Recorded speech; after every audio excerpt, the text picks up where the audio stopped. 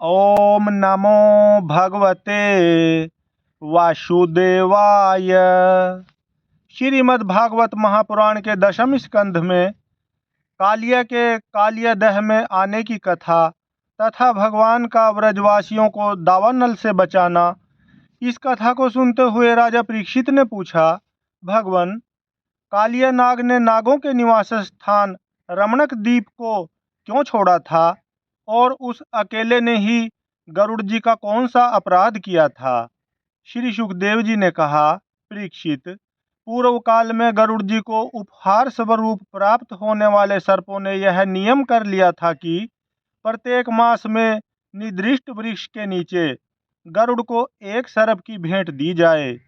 इस नियम के अनुसार प्रत्येक अमावस्या को सारे सर्प अपनी रक्षा के लिए महात्मा गरुड़ जी को अपना अपना भाग देते रहते थे। उन सर्पों में कद्रु का पुत्र कालिया नाग अपने विष और बल के घमंड से मतवाला हो रहा था। उसने गरुड़ का तिरस्कार करके स्वयं तो बलि देना दूर रहा, दूसरे सांप जो गरुड़ को बलि देते उसे भी खा लेता। परीक्षित, यह सुनकर भगवान के प्यारे पार्षद शक्तिशाली गरुड़ को बड़ा क्रोध आया। इसलिए उन्होंने कालिया नाग को मार डालने के विचार से बड़े वेग से उस पर आक्रमण किया। विषधर कालिया नाग ने जब देखा कि गरुड़ बड़े वेग से मुझ पर आक्रमण करने आ रहे हैं, तब वह अपने 101 फण फैलाकर डसने के लिए उन पर टूट पड़ा।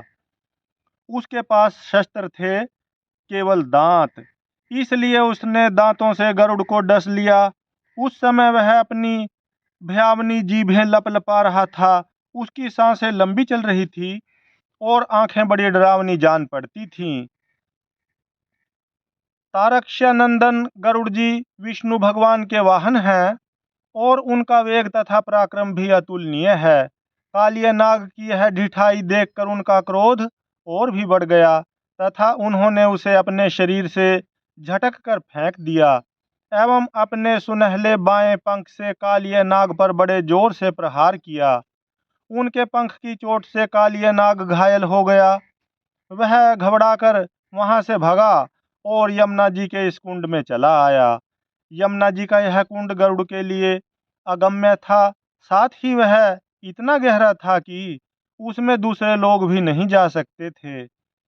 इसी स्थान पर एक दिन क्षुधातुर गरुड़ ने तपस्वी सौभरी के मना करने पर भी अपने अभीष्ट भक्ष्य मत्स्य को बलपूर्वक पकड़कर खा लिया।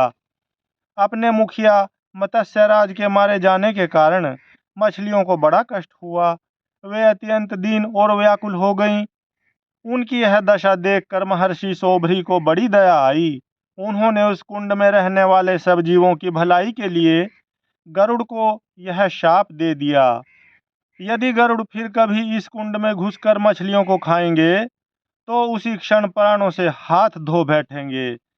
मैं यह सत्य सत्य कहता हूँ। परीक्षित, महर्षि सौभरी के इस शाप की बात कालिया नाग के सिवा और कोई सांप नहीं जानता था, इसलिए वह गरुड़ के भय से वहां रहने लगा था और अब भगवान श्री कृष्ण ने उसे निर्भय करके वहां से रमणक द्वीप भेज दिया। परीक्षित, इधर भगवान श्री कृष्ण दिव्य माला, गंध, वस्त्र, महामूल्य मणि और स्वर्ण में आभूषणों से विभूषित हो उस कुंड से बाहर निकले। उनको देखकर सबके सब व्रजवासी इस प्रकार उठ खड़े हुए जैसे प्राणों को पाकर इंद्रियां सचेत हो जाती हैं। सभी गोपों का हृदय आनंद से भर गया।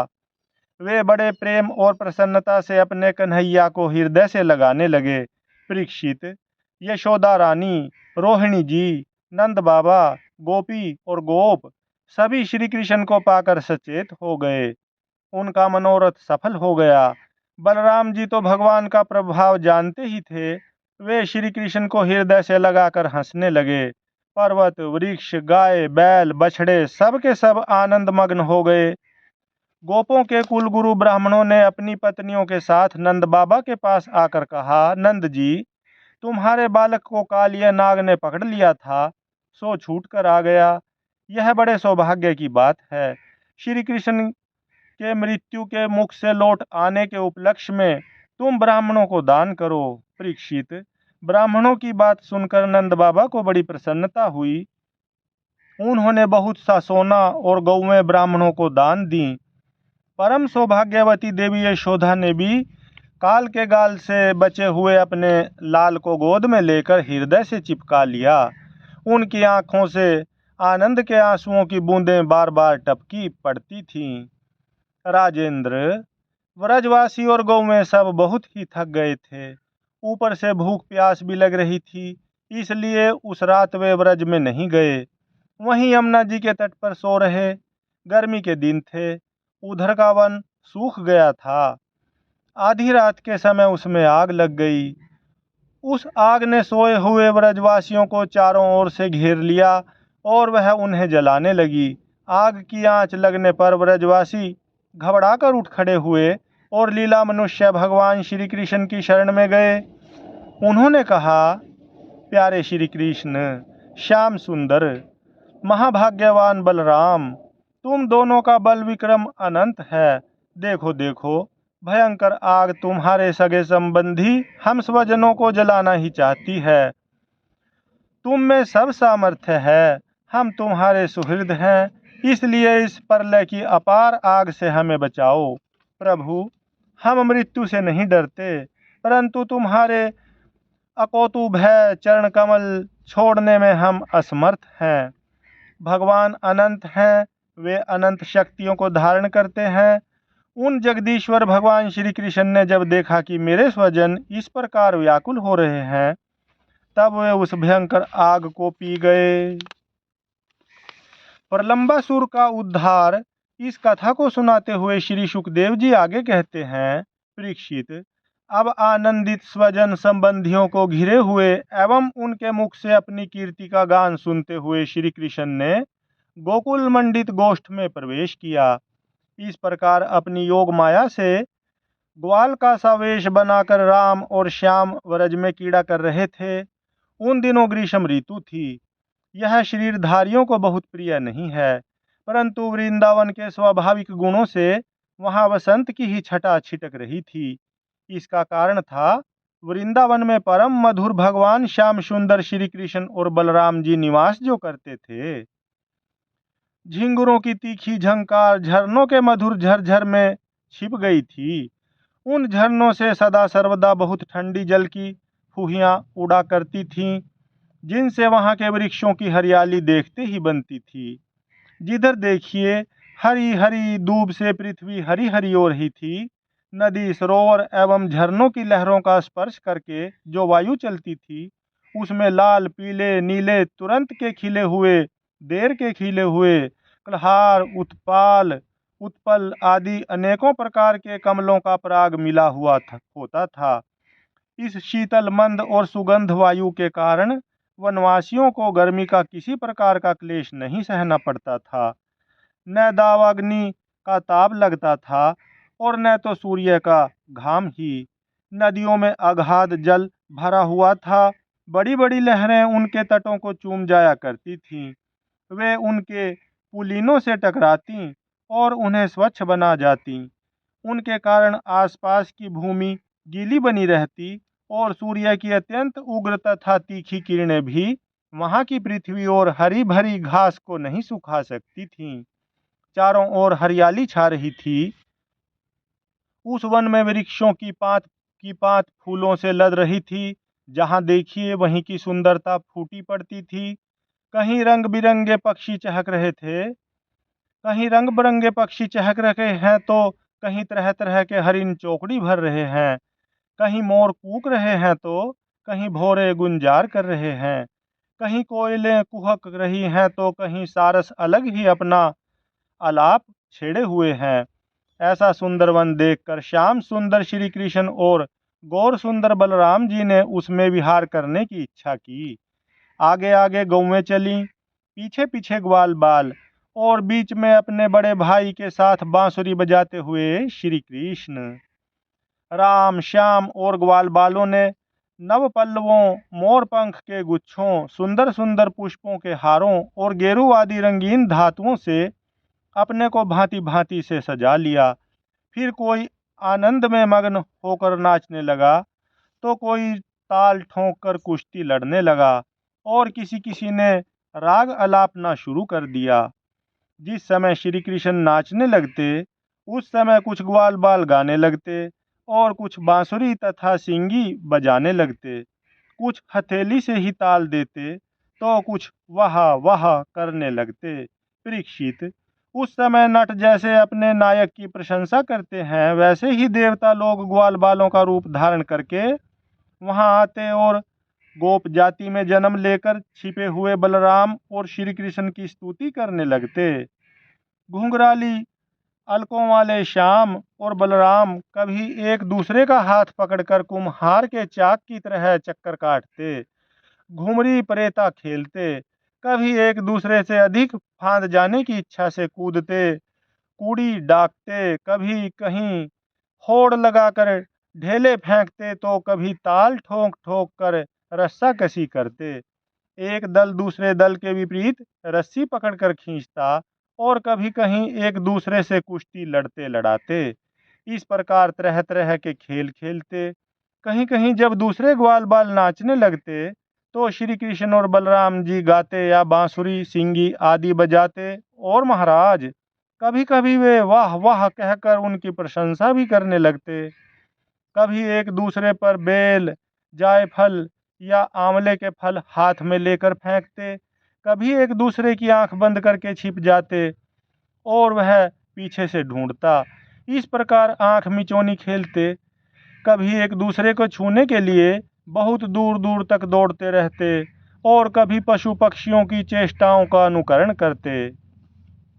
कहीं मेंढकों की तरह फुदक फुदक कर चलते तो कभी मुंह बना बनाकर एक दूसरे की हंसी उड़ाते। कहीं रस्सियों से वृक्षों पर झूला डालकर झूलते तो कभी दो बालकों को खड़ा कराकर उनकी बाहों के बल पर ही लटकने लगते। कभी किसी राजा की नकल करने लगते। इस प्रकार राम और श्याम वृंदावन की नदी, पर्वत, घाटी, कुंज, वन और सरोवरों में वे सभी खेल खेलते जो साधारण बच्चे संसार में खेला करते हैं।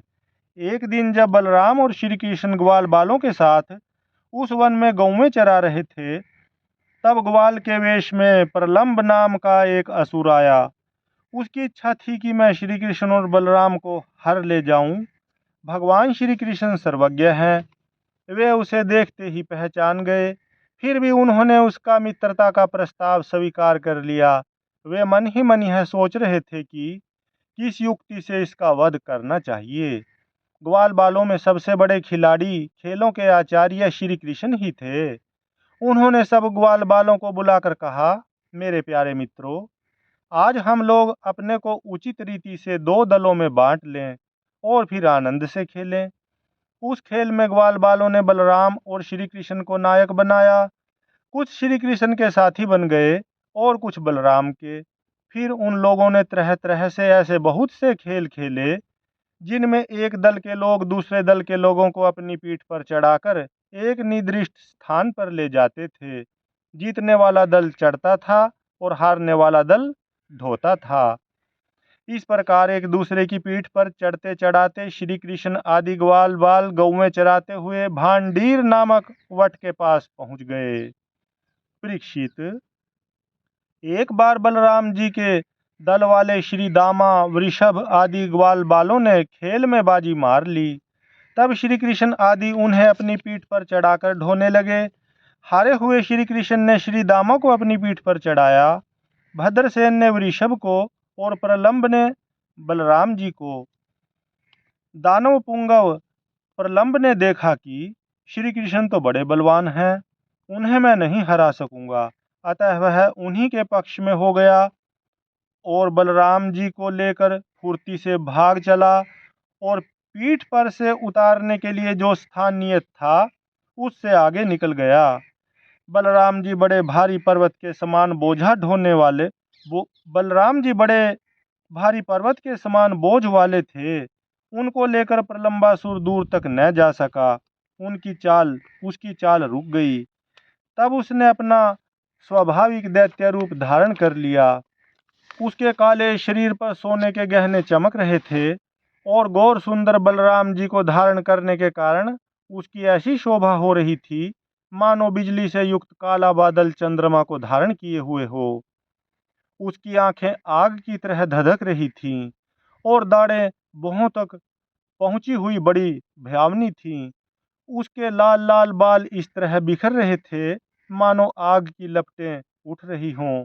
उसके हाथ और पांवों में कड़े, सिर पर मुकुट और कानों में कुंडल थे। उनकी कांति से वह बड़ा अद्भुत लग रहा था। उस भयानक दैत्य को बड़े वेग से आकाश में जाते देख पहले तो बलराम जी कुछ घबरा से गए, परंतु दूसरे ही क्षण में अपने स्वरूप की याद आते ही उनका भय जाता रहा। बलराम जी ने देखा कि जैसे चोर किसी का धन चुरा कर ले जाए, वैसे ही यह शत्रु मुझे चुराकर आकाश मार्ग से लिए जा रहा है।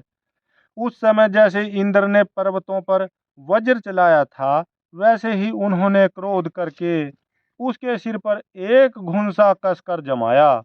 घुंसा लगना था कि उसका सिर चूर चूर हो गया। वह मुंह से खून उगलने लगा, चेतना जाती रही और बड़ा भयंकर शब्द करता हुआ इंद्र के द्वारा वज्र से मारे हुए पर्वत के समान वह उसी समय प्राणहीन होकर पृथ्वी पर गिर पड़ा। बलराम जी परम बलशाली थे। जब ग्वाल बालों ने देखा कि उन्होंने प्रलंबासुर को मार डाला, तब उनके आश्चर्य की सीमा न रही। वे बार बार वाह वाह करने लगे। ग्वाल बालों का चित्त प्रेम से विहल हो गया। वे उनके लिए शुभ कामनाओं की वर्षा करने लगे और मानो मरकर लौट आए हों इस भाव से आलिंगन करके प्रशंसा करने लगे। वस्तुतः बलराम जी इसके योग्य ही थे। प्रलंबासुर मूर्तिमान पाप था। उसकी मृत्यु से देवताओं को बड़ा सुख मिला। वे बलराम जी पर फूल बरसाने लगे और बहुत अच्छा किया, बहुत अच्छा किया, इस प्रकार कहकर उनकी प्रशंसा करने लगे। हरिओम तत्सत, हरिओम तत्सत, हरिओम तत्सत, हरिओम तत्सत।